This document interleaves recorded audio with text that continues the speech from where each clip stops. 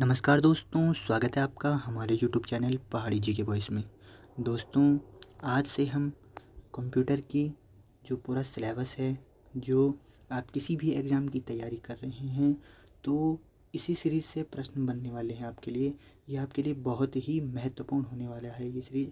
आज से हम 20 दिन के टारगेट में पूरा कंप्यूटर से जितने भी प्रश्न बनते हैं, ये सभी आपको बताने वाले हैं और पूरा कंप्यूटर का सिलेबस हम ख़त्म करने वाले हैं।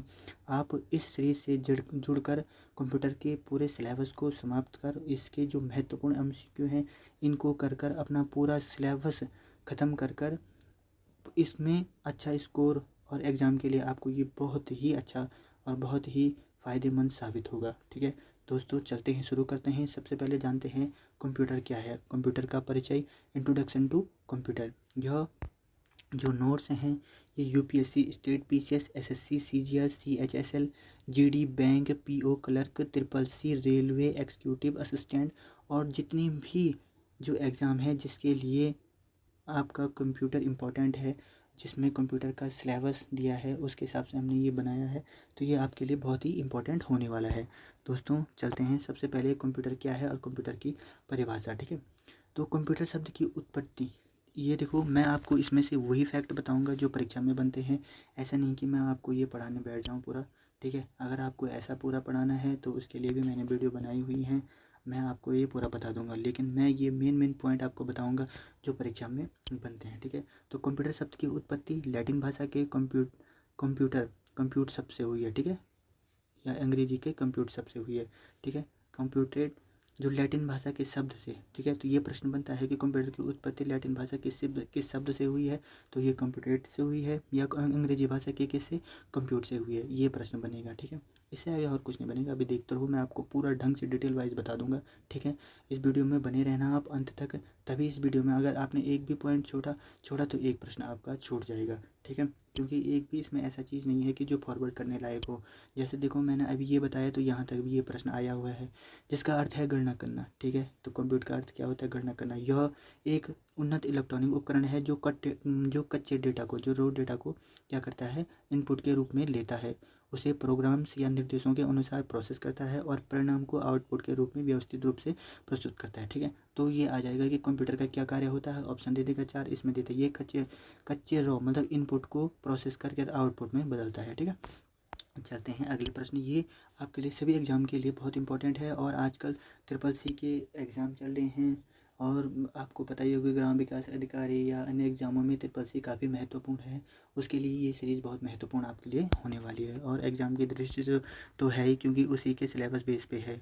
ठीक है, कंप्यूटर मुख्य रूप से आईपीओ साइकिल पर कार्य करता है। ठीक है, ये आता है। ठीक है, कंप्यूटर की साइकिल पर कार्य करता है, आईपीओएस पर। ठीक है, तो अब कंप्यूटर में जो कंप्यूटर की जो प्रोसेस जो होती है ना, कि वो किस प्रकार से रॉ डाटा जो होता है वो कहाँ से प्रोसेस होता है, उसको आउटपुट क्या करता है, वो कहाँ जाता है। ठीक है, तो ये जो होता है ये इस प्रकार होता है। पहले रॉ डेटा होता है।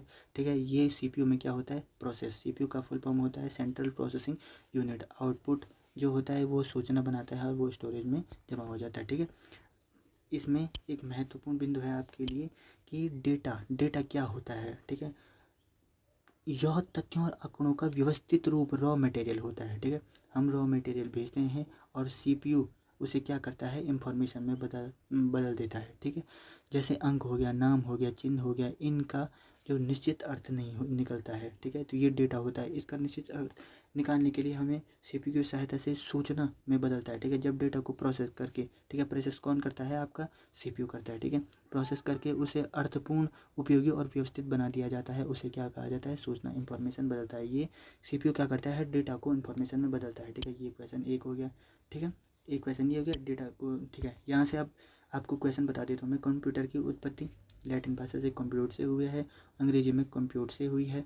गणना करना इसका अर्थ होता है। ठीक है, यह एक इलेक्ट्रॉनिक डिवाइस है जो रॉ डेटा को, जो कच्चे माल को क्या करता है, प्रोसेस करके उसको आउटपुट में बदल कर हमें प्रेषित करता है। ठीक है, ये किस मुख्य रूप से किस साइकिल पर कार्य करता है, ये आईपीओएस साइकिल पर कार्य करता है। ये कच्चे माल को प्रोसेस कर आउटपुट में बदलता है। ठीक है, हो गया। ये सीपीयू का काम क्या होता है, डाटा को इन्फॉर्मेशन में रूपांतरित करना है, बदलना। ठीक है, अब आता है आपका कंप्यूटर का इतिहास एवं पीढ़ी। ठीक है, कंप्यूटर के विकास क्रम को मुख्य रूप से 5 पीढ़ी में विभाजित किया गया है।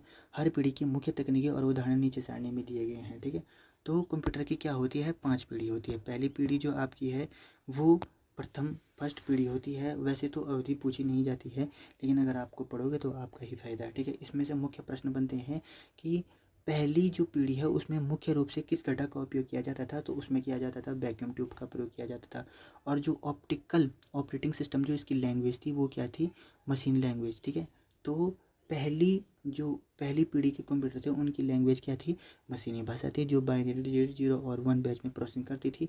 ठीक है, और ये वैक्यूम ट्यूब इसमें मुख्य घटक था। ठीक है, और मुख्य उदाहरण जो फर्स्ट पीढ़ी के जो कंप्यूटर है वो है NAC, EDVAC और UNIVAC। ठीक है, इस प्रकार से पहली पीढ़ी में, तो पहली पीढ़ी में किस घटक का प्रयोग किया जाता था, तो वैक्यूम ट्यूब का प्रयोग किया जाता था। और इसकी जो लैंग्वेज थी वो क्या थी, मशीनी लैंग्वेज। इसके जो मुख्य कंप्यूटर थे, जो मुख्य उदाहरण है वो कौन से हैं, ये है। ठीक है, अगला प्रश्न है, अगला जो आपका है तृतीय पीढ़ी। तो दूसरी पीढ़ी का जो सन है वो 1956 से 1963 तक चला था। ठीक है, इसमें जो इलेक्ट्रॉनिक घटक मुख्य रूप से कोटेक था वो क्या था, आपका ट्रांजिस्टर। ठीक है, तो वैक्यूम ट्यूब के बाद क्या दूसरी पीढ़ी में लाया गया, ट्रांजिस्टर लाया गया। ठीक है, इसमें जो मुख्य भाषा का प्रयोग किया जाता था, तो इसकी जो लैंग्वेज क्या थी, असेंबली लैंग्वेज। ऐसे प्रश्न आते हैं कि दूसरी पीढ़ी के कंप्यूटर में कौन सी लैंग्वेज यूज की जाती थी, तो वो की जाती थी असेंबली भाषा या हाई लेवल लैंग्वेज, फोर्टान और कोबार्ट। ठीक है, इस प्रकार की लैंग्वेज दूसरे उसमें किया जाता था। ठीक है, जो इसका मुख्य उदाहरण है IBM 1401 CDC 1604 है। ठीक है, 1604। ठीक है, अब जो तृतीय कंप्यूटर है, तृतीय पीढ़ी के कंप्यूटर होते हैं उनमें किसका प्रयोग किया जाता है, इलेक्ट्रॉनिक सर्किट IC चिप का प्रयोग किया जाता था। और ऐसा प्रश्न बनता है कि IC चिप किससे बनी होती थी, ये प्रश्न बहुत बार बन रखा है। तो ये बनी होती है सिलिकॉन की। ठीक है, IC चिप बनी होती है आपकी किससे, सिलिकॉन से। Remote processing, time sharing, real time OS। ठीक है, ये इसकी भाषा है। ठीक है, ये इसकी लैंग्वेज है। और IBM 360 इसके उदाहरण है, हनीवेल्ट 6000 इसके उदाहरण है। ठीक है, अब आता है आपका चौथा पीढ़ी का कंप्यूटर। ठीक है, चौथा पीढ़ी जो होता है वो माइक्रो प्रोसेसर, उसमें जैसा पहले में वैक्यूम ट्यूब हो गया आपका, दूसरा में आपका ट्रांजिस्टर हो गया, तीसरे में IC चिप, इंटीग्रेटेड चिप कहा जाता है, और चौथे में माइक्रो प्रोसेसर या VLS जो जिसे कहा जाता है वेरी लार्ज स्केल इंटीग्रेशन होता है। ठीक है, इंटीग्रेशन होता है, इसका प्रयोग किया जाता है चौथी पीढ़ी के कंप्यूटर में। और जो GUI ग्राफिकल यूजर इंटरफेस और विंडो, मैक और C++ इसमें लैंग्वेज है। ठीक है, एप्पल, IBM PC, लैपटॉप इसके उदाहरण हैं। ठीक है, किसके, चौथी पीढ़ी का। और पांचवा पीढ़ी है उसमें वर्तमान भविष्य है, इसमें AI का इस्तेमाल किया जाता है, ULSI का इसमें इस्तेमाल मुख्य रूप से इलेक्ट्रॉनिक घटक है। तो AI का मुख्य मतलब होता है आर्टिफिशियल इंटेलिजेंट, और ULSI का मतलब होता है अल्ट्रा लार्ज स्केल इंटीग्रेशन होता है। ठीक है, यह ज्ञान सूचना प्रोसेस सिस्टम प्राकृतिक भाषा इसमें है, और सुपर कंप्यूटर है। ठीक है, तो इस प्रकार के प्रश्न बनेंगे कि सुपर कंप्यूटर किस पीढ़ी का उदाहरण है। देखो, तो ये बहुत महत्वपूर्ण है।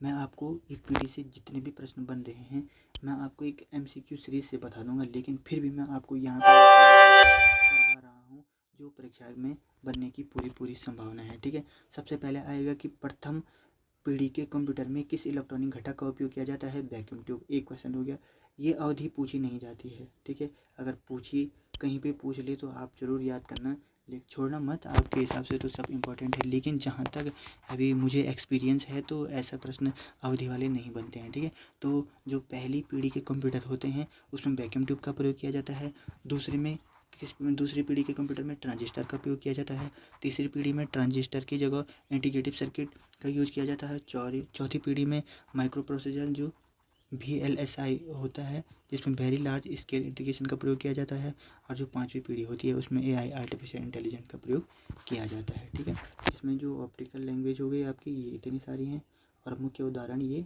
आपके हैं। ठीक है, अगला है आपका कंप्यूटर के हार्डवेयर के घटक। ठीक है, तो कंप्यूटर में मुख्य रूप से दो घटक होते हैं, एक होता है हार्डवेयर, एक होता है सॉफ्टवेयर। हार्डवेयर वो होता है ये टचेबल होता है, इसको हम छू सकते हैं। ठीक है, और सॉफ्टवेयर जिसको हम छू नहीं सकते, एक ये साधारण भाषा है, लेकिन कंप्यूटरी जो ज्ञान से होती है ये इस प्रकार की ये भाषा नहीं है। कंप्यूटर के हिसाब से क्या होता है कि कंप्यूटर की वे भौतिक भाग जिन्हें हम देख और छू सकते हैं हार्डवेयर कहलाते हैं। इन्हें मुख्य 3 भागों में विभाजित किया जाता है, जिन्हें हम क्या कर सकते हैं, देख और छू सकते हैं, उन्हें क्या कहा जाता है, आपका हार्डवेयर कहा जाता है। ठीक है। मुख्य 3 भाग होते हैं, एक होता है इनपुट, एक होता है आपका सेंट्रल प्रोसेसिंग सीपीयू और एक होता है आपका आउटपुट, ठीक है। तो मुख्य रूप से कंप्यूटर में हार्डवेयर में ज़्यादातर वही भाग आते हैं जिन्हें हम क्या कर सकते हैं, छू सकते हैं। जैसे लाइक सबसे महत्वपूर्ण है आपका माउस और कीबोर्ड। ये हर जगह पूछा जाता है कि इनमें से कौन सी इनपुट डिवाइस हैं, तो माउस और कीबोर्ड को ही ज़्यादा पूछा जाता है, ठीक है। तो इनपुट डिवाइस में सबसे पहले हम शुरू करते हैं कीबोर्ड, ठीक है। तो कीबोर्ड क्या होता है, सबसे लोकप्रिय टेक्स्ट इनपुट डिवाइस। मानक कीबोर्ड में सामान्यतः 104 कीज होती हैं, ठीक है। मैं आपको इसका पूरा विस्तृत नहीं बताऊंगा कि आप इसको रटने में लग जाओ और कंफ्यूज हो जाओ। मैंने वही, आप किसी भी पेपर को टटोल के देख देना कि अगर इससे बाहर अगर प्रश्न बने होंगे तो तब बताना आप, ठीक है।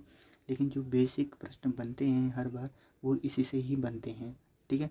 तो कीबोर्ड जो ये क्या है, एक लोकप्रिय टेक्स्ट इनपुट डिवाइस है। मानक कीबोर्ड में सामान्यतः 104 कीज होती हैं। इसमें 12 फंक्शन कीज होती हैं। 12 फंक्शन मतलब F1 से F12 होता है, ठीक। ये इनको क्या कहा है, F1 से और F12 की जो कीज होती है उन्हें क्या कहा जाता है, फंक्शन की कहा जाता है। दूसरा इनपुट डिवाइस हो गया माउस, जो डगलस एडवर्ड द्वारा ये बनता है। देखो इस बार भी वीडियो पटवारी में बन रखा था, ल्यूनिक्स से, ये ओपन सोर्स ऑपरेटिंग सिस्टम है। इसका आविष्कार किसने किया था, ठीक है। तो इसी प्रकार के प्रश्न बन रहे हैं, तो इसमें भी आप ये जरूर याद रखना कि माउस का आविष्कार किसने किया था। तो ये डगलस एंजल बर्ड द्वारा आविष्कार किया गया है। सबसे प्रमुख पॉइंटिंग डिवाइस है ये, ठीक है। ये क्या है, सबसे प्रमुख पॉइंटिंग डिवाइस है। इसके बाद इसमें तो माउस भी 3 प्रकार के होते हैं, ठीक है। माउस भी 3 प्रकार के होते हैं। पहला होता है आपका एक होता है वायरलेस, एक होता है वायर्ड और एक होता है आपका ट्रैक बॉल, ठीक है। तो इस प्रकार से होता है। फिर स्कैनर होता है, जो हार्ड कॉपी कागज़ पर उपलब्ध चित्र टेक्स्ट को सॉफ्ट कॉपी में बदलने वाला डिवाइस है। कौन है वो, स्कैनर है। विशेष परीक्षा उपयोग इनपुट डिवाइस कौन से है, OMR, ठीक है। तो ये परीक्षा में मुख्य रूप से ये प्रकार पूछे जाते हैं, ठीक है, जिसे कंफ्यूज हो जाए। OMR में ऐसा लग ही नहीं रहा है कि ये मतलब शब्द से नहीं लग रहा है, अगर आपने पढ़ा होगा तो आपको पूरा पता होगा, लेकिन शब्द से नहीं लग रहा है कि OMR एक इनपुट है कि आउटपुट है, ठीक है। तो OMR का मुख्य मतलब होता है ऑप्टिकल मार्क रीडर, ठीक है। OMR जो सीट होती है उसको जब हम भरते हैं, ठीक है, भरने के बाद वो कंप्यूटर से उसकी सब गणना होती है, तो वो जो ये सीट होती है ये कंप्यूटर के अंदर रखकर जो गणना होती है, तो ये एक इनपुट डिवाइस में आती है। ये अधिकतर पूछा जाता है कि प्रतियोगी परीक्षाओं में उत्तर पुस्तिका की जांच करने के लिए OMR का प्रयोग किया जाता है। MICR होता है, मैग्नेटिक इंक करेक्टर रीडर होता है। ये किस लिए दिया जाता है, जो बैंक में चेक होते हैं ना, तो चेक पर छपे मैग्नेटिक कोड को पढ़ने के लिए 9 अंकों का कोड होता है, ठीक है। ऐसा प्रश्न बन जाता है कि MICR जो कोड होता है वो कितने डिजिट का होता है, तो वो आपका 9 डिजिट का होता है। BCR बार कोड रीडर होता है, सुपरमार्केट के में उत्पादों पर छपे बार कोड को पढ़ने के लिए ये होता है, ठीक है। तो ये सब आपकी बहुत ज़्यादा महत्वपूर्ण इनपुट डिवाइस वही है ये जो परीक्षा में बन रहे हैं। ऐसे सिंपल तो इस बार बन नहीं रहा है परीक्षा में, इसी प्रकार के प्रश्न बन रहे हैं, ठीक है। अगला है सेंट्रल प्रोसेसिंग यूनिट, जिसे कहा जाता है CPU। इसे कंप्यूटर का हृदय और मस्तिष्क कहा जाता है। तो ये प्रश्न बनता है कि कंप्यूटर के किस भाग को कंप्यूटर का हृदय और मस्तिष्क कहा जाता है, तो वो CPU को कहा जाता है, ठीक है। इस इनपुट डेटा को प्रोसेस करता है, ठीक है। यह क्या करता है, इनपुट डेटा को प्रोसेस करता है, और इनके तीन मुख्य आंतरिक भाग होते हैं। एक होता है ALU, जो क्या करता है, गणितीय संक्रियाओं को करता है। CU कंट्रोल यूनिट होता है, ये सभी कंप्यूटर के हार्डवेयर घटकों को नियंत्रित करता है, ठीक है। और रजिस्टर मेमोरी यूनिट MU होता है, ठीक है। MU मेमोरी यूनिट है, इसमें अत्यंत छोटी और विश्व की सबसे तीव्र मेमोरी, जिसे इसमें कैश मेमोरी होती है, जो अत्यंत तीव्र मेमोरी होती है, जो प्रोसेसिंग के दौरान तत्कालिक डाटा को होल्ड करती है, ठीक है। तो फिर भी अभी मैं इसको विस्तृत तरीके से आपको बताता हूँ कि ALU जो होता है वो होता है अर्थमेटिक लॉजिक यूनिट। इसकी डेफिनेशन बहुत बार पूछी जाती है। यह सभी प्रकार की गणितीय संक्रियाओं को प्लस माइनस गुणा भाग और तार्किक तुलनाओं जैसे इस प्रकार के greater than less than equal to के लिए उत्तरदायी है। कौन, ALU। तो कुछ भी जो गणितीय संक्रियाएं होंगे वो उसके लिए उत्तरदायी कौन है, ALU का पूरा नाम क्या होता है, अर्थमेटिक लॉजिक यूनिट, ठीक है। अगला है आपका CPU। CU का मतलब होता है कंट्रोल यूनिट। यह कंप्यूटर के सभी हार्डवेयर घटकों के कार्यों को नियंत्रित और निर्देशित करता है। इसे कंप्यूटर का नर्वस सिस्टम या ट्रैफिक पुलियर्स भी कहा जाता है। कंप्यूटर का नर्वस सिस्टम किसे कहा जाता है, तो सीयू को कहा जाता है। सीयू का मतलब क्या होता है, कंट्रोल यूनिट होता है, ठीक है। रजिस्टर्ड मेमोरी यूनिट यह सीपीयू के भीतर स्थित अत्यंत छोटी और विश्व की सबसे तीव्र मेमोरी होती है जो प्रोसेसिंग के दौरान तत्कालिक डाटा को होल्ड करती है, ठीक है, मेमोरी यूनिट में। अगला प्रश्न है, अगले चलते हैं फिर आउटपुट पे, ठीक है। कंप्यूटर में ये किसके 3 घटक हैं, आप बता कमेंट बॉक्स में बताना। मैंने अभी आपको बताया था, अगर आपका ध्यान थोड़ा भी इस पर अगर है ढंग से तो आप इसको ज़रूर बताओगे। मैं बता नहीं रहा हूँ सीधे कि ये किसके भाग है। पहले मैंने बताया इनपुट, दूसरा सीपीयू और तीसरा आउटपुट बताया। तो ये किसके भाग में पढ़ा रहा हूँ ये कमेंट में आप ज़रूर बताना, ठीक है। तो प्रोसेस डेटा या सूचना को यूजर के समक्ष प्रदर्शित करने वाले उपकरण होते हैं मॉनिटर। BDU होता है ना, विजुअल डिस्प्ले यूनिट भी कहते हैं इसे। इसकी गुणवत्ता को DPI, ठीक है, डॉट पर इंच ये होता है। बहुत इंपॉर्टेंट प्रश्न है ये, बात कई बार परीक्षा में पूछा जा चुका है कि मॉनिटर की जो गुणवत्ता होती है वो किस में मापी जाती है, तो वो DPI में मापी जाती है, डॉट्स पर इंच। और रिजोल्यूशन में मापा जाता है। रिजोल्यूशन क्या होता है कि इसमें क्वालिटी का पता चलता है, ठीक है। यह सॉफ्ट कॉपी और आउटपुट देता है, ठीक है। प्रिंटर या हार्ड कॉपी आउटपुट प्रदान करता है। प्रिंटर 2 प्रकार के होते हैं, एक होता है इम्पैक्ट प्रिंटर और एक होता है नॉन इम्पैक्ट प्रिंटर, ठीक है। कागज़ पर प्रहार करके छपाई करते हैं, जैसे हार्ड मैट्रिक्स और डिजिटल होते हैं, तो ये कागज़ पर छपाई करते हैं, ये इम्पैक्ट प्रिंटर होता है। और नॉन इम्पैक्ट आधुनिक और शांत छपाई तकनीक, जैसे लेजर प्रिंटर होता है, इंकजेट प्रिंटर होता है, थर्मल प्रिंटर होता है। लेजर प्रिंटर सबसे तेज होता है, ठीक है, ये नॉन इम्पैक्ट प्रिंटर होता है, ठीक है। तो इम्पैक्ट डॉट इस प्रकार के क्वेश्चन बनते हैं कि डॉट मैट्रिक्स और डिजिटल किस प्रकार के प्रिंटर के उदाहरण हैं, तो वो इम्पैक्ट प्रिंटर के आपके उदाहरण हैं, ठीक है।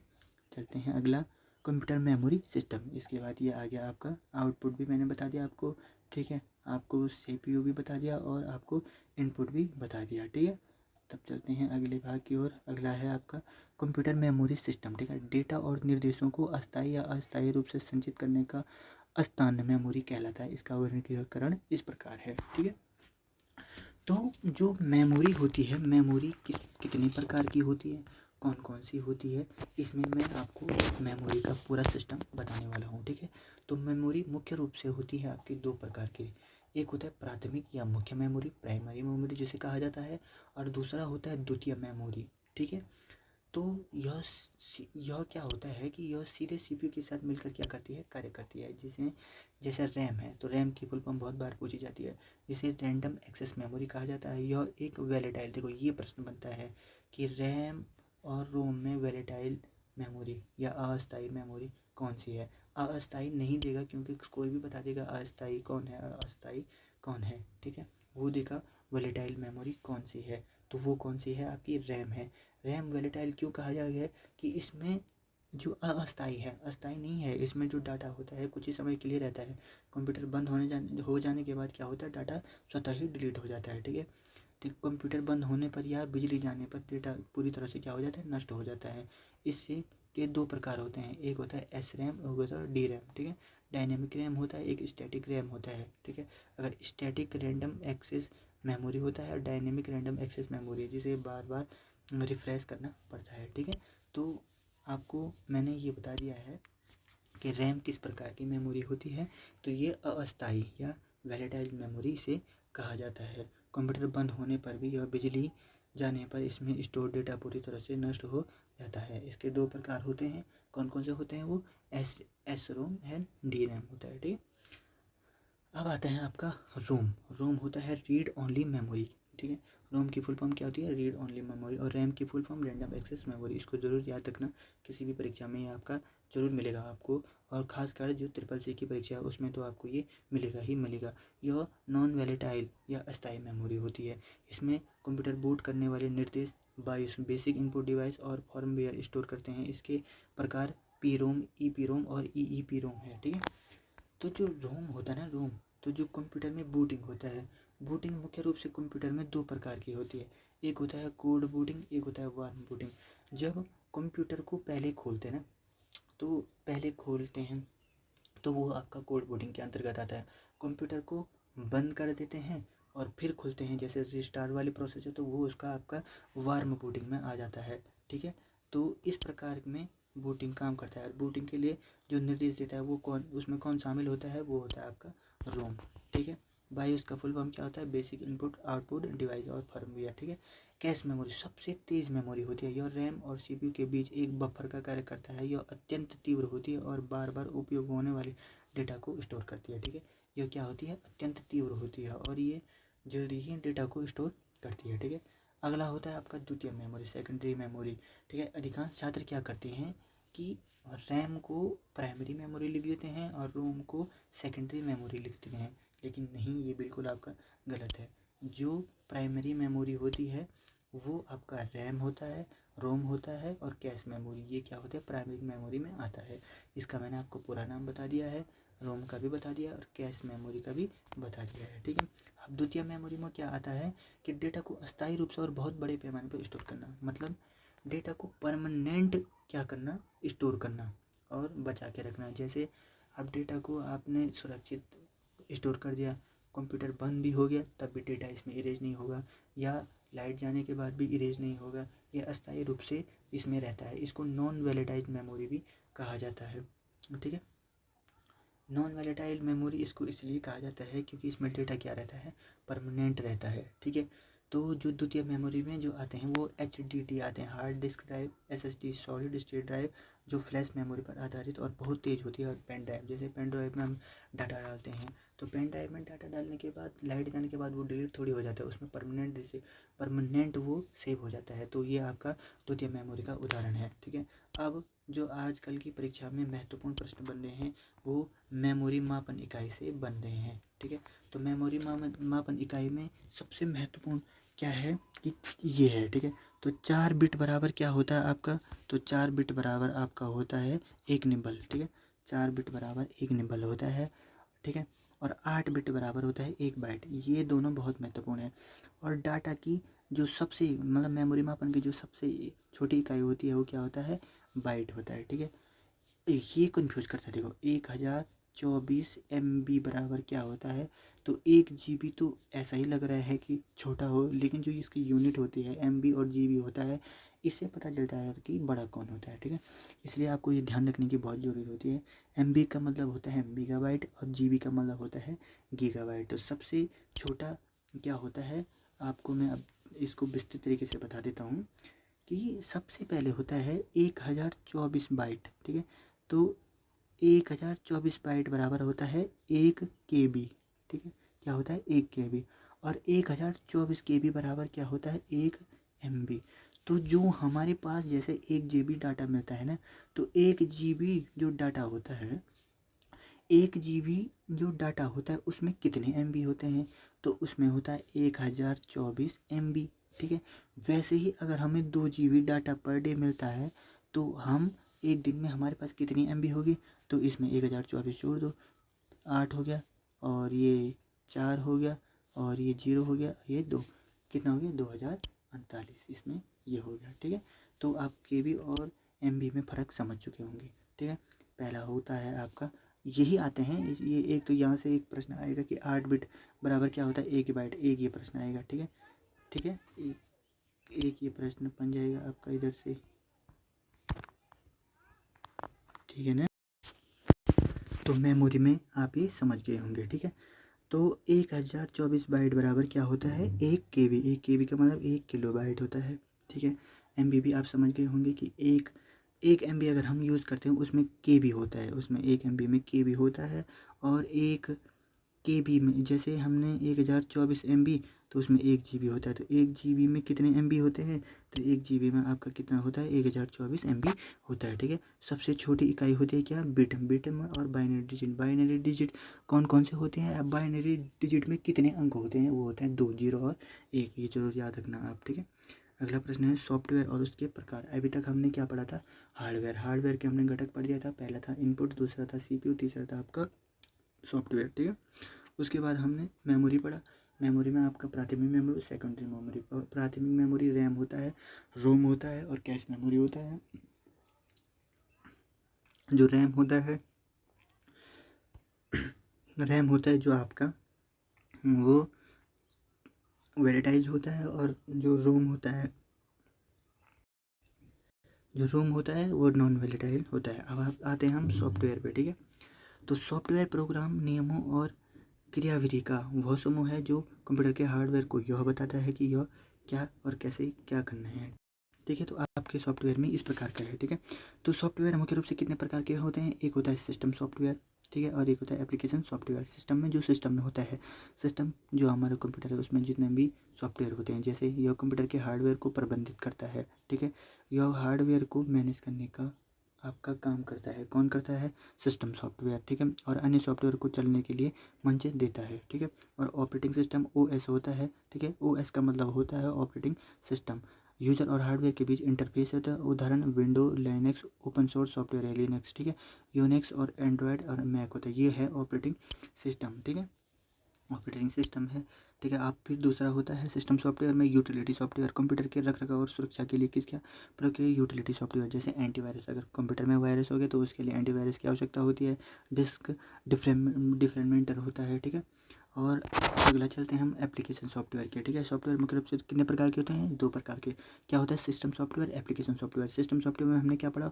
ऑपरेटिंग सिस्टम और यूटिलिटी सॉफ्टवेयर। ठीक है, ऑपरेटिंग सिस्टम जो ओएस होता है उसमें मुख्य उदाहरण क्या होता है? विंडो होता है, लिनक्स होता है, यूनिक्स होता है, एंड्रॉयड होता है, मैक ओएस होता है। यूटिलिटी सॉफ्टवेयर में क्या होता है? एंटीवायरस, डिस्क डिफॉर्मेशन होता है। ठीक है, फिर एप्लीकेशन सॉफ्टवेयर, एप्लीकेशन का मतलब होता है ऐप कुल मिला के। ठीक है, तो यूजर की विशेष आवश्यकताओं को पूरा करने के लिए बनाए गए प्रोग्राम को क्या कहा जाता है? ऐप। ऐप में उदाहरण है लिब्रे ऑफिस सूट, ये ओपन सूट है। ठीक है, राइट हो गया, वर्ड प्रोसेसिंग होता है, स्प्रेडशीट होता है, impress presentation, MS office, web browser, ये सब क्या होता है? गूगल क्या होता है? ये सब क्या है? Application software. ठीक है, अब आता है आपका अगला सॉफ्टवेयर। आप समझ चुके होंगे, हार्डवेयर भी आप समझ चुके होंगे, इनपुट आउटपुट सब समझ चुके होंगे, और कंप्यूटर क्या है ये भी समझ चुके होंगे। ठीक है, कंप्यूटर का जो वर्गीकरण है मुख्य रूप से उसकी कार्य पद्धति, आकार और क्षमता के आधार पर, ठीक है, इस प्रकार से किया जाता है। तो कंप्यूटर का कार्य पद्धति के आधार पर जो वर्गीकरण होता है कंप्यूटर का मुख्य रूप से तीन प्रकार का होता है। एक होता है एनालॉग, ठीक है, एनालॉग कंप्यूटर होता है, डिजिटल कंप्यूटर और हाइब्रिड कंप्यूटर। एनालॉग जो भौतिक मात्राओं को, ताप दाब को मापता है, जैसे थर्मामीटर होता है। थर्मामीटर क्या मापता है?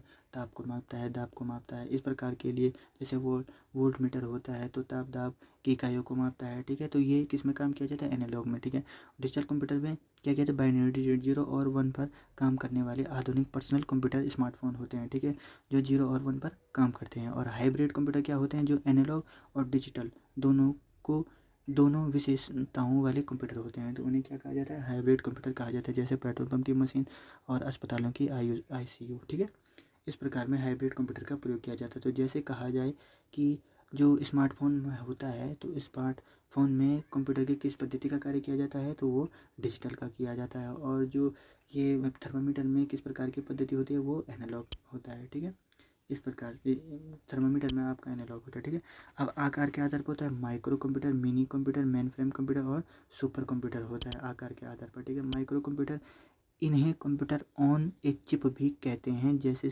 पीसी, लैपटॉप और टैबलेट होते हैं। ये किसके अंतर्गत आते हैं? माइक्रो कंप्यूटर के।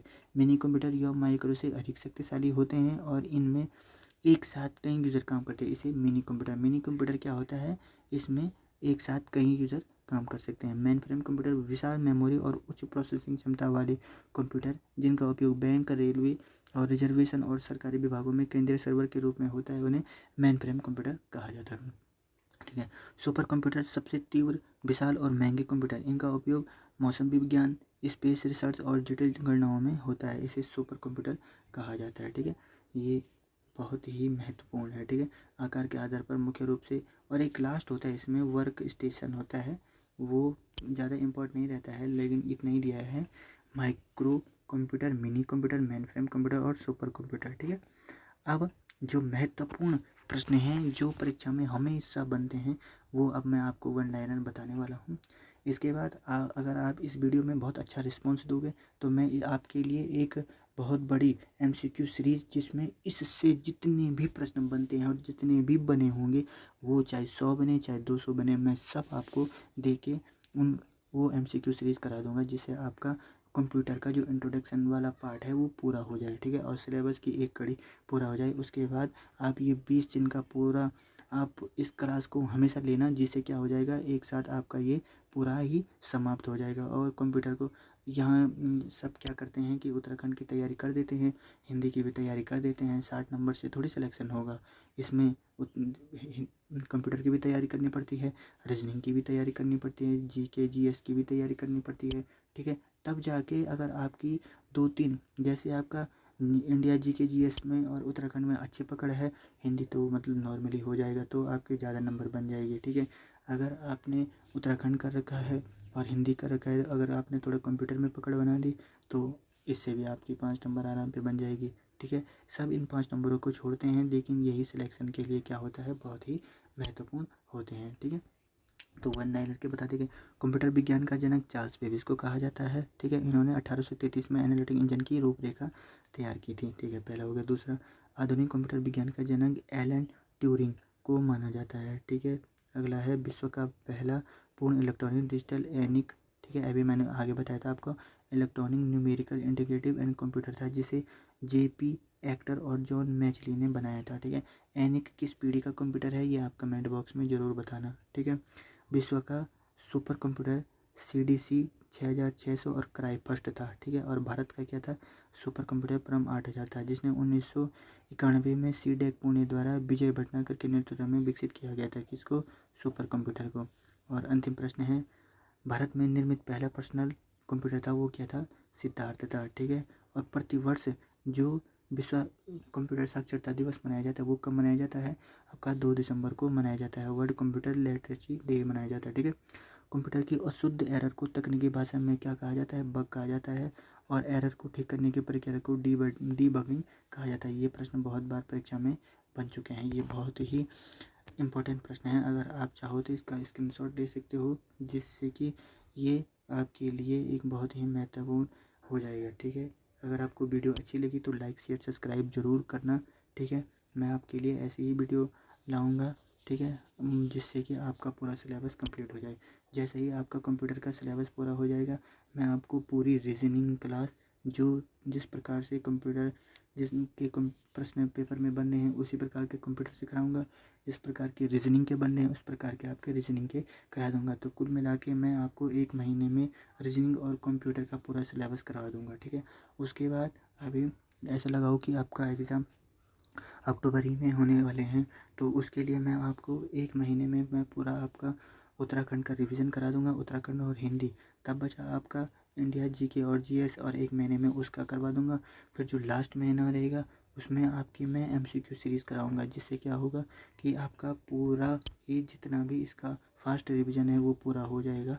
ठीक है, और वही तथ्य बताऊंगा जो परीक्षा की दृष्टि से बहुत महत्वपूर्ण है। ठीक है दोस्तों, अगर आपको वीडियो अच्छी लगी तो वीडियो को लाइक शेयर सब्सक्राइब जरूर करना, और कमेंट में ज़रूर बताना कि आपको वीडियो कैसी लगी और किस प्रकार की वीडियो बनानी है। धन्यवाद।